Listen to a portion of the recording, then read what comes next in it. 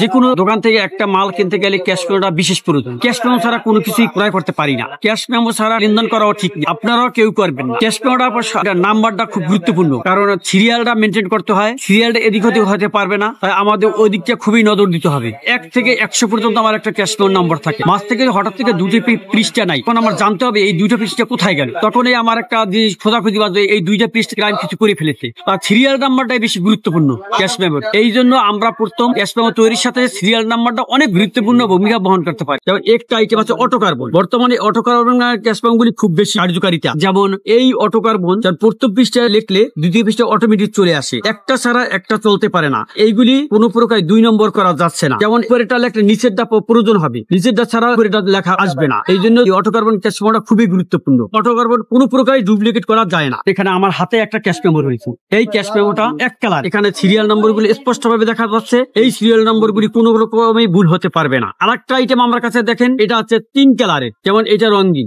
এগুলি একটু দাম বেশি, কালার গুলি একটু দাম বেশি। এগুলি ডুপ্লিকেট করা যায়, নাম্বার সিরিয়াল যদি না থাকে তাহলে ডুপ্লিকেট করা যায়, নাম্বার থাকলে আর ডুপ্লিকেট করা যায় না। ক্যাশ মেমো বিভিন্ন আইটেমের তৈরি হয়, যেমন 4 কালার, 3 কালার, 2 কালার, 1 কালার। এই ক্যাশ মেমো গুলি যার যার সুবিধা অনুযায়ী এখানে এসে দাম দর ঠিক করে নেয়, যার যেরকম প্রাইস আছে সে ওইভাবে ঠিক করে নেয়। যেমন যার কম আছে সে কম বাজেটের মধ্যে করে, যার বেশি আছে সে 4 কালারের মধ্যে করে।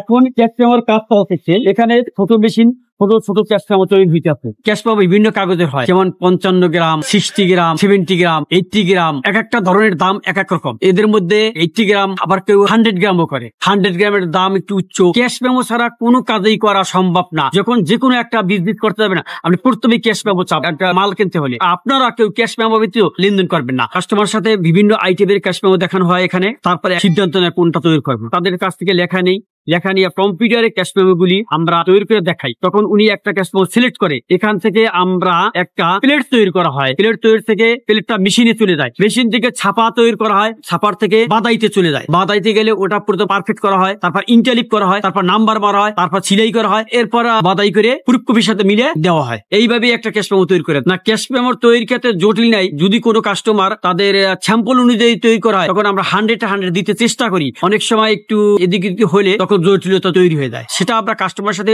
বুঝিয়ে তাদের হাতে পৌঁছে দিই। যে মেশিন দিয়ে আমরা কাজ করতেছি এই মেশিনটা বর্তমানে খুব কোয়ালিটি সম্পূর্ণ। আপনারা তো ছাপা দেখছেন কিভাবে তৈরি করা হয়। ক্যাশ মেমো বিভিন্ন আকারে তৈরি করা হয়, যেমন 11.5, 9, আবার 7.5, 10, 19, 9 এই আইটেমে সাধারণত তৈরি করা হয়। যেমন স্লিপ প্যাড 4 ইঞ্চি বাই 11 ইঞ্চি, 3 ইঞ্চি বাই 11 ইঞ্চি, এইগুলি স্লিপ প্যাড তৈরি করা হয়। আমি সানাউল হক বলছি, আমি মদিনা প্রেস থেকে বলছি।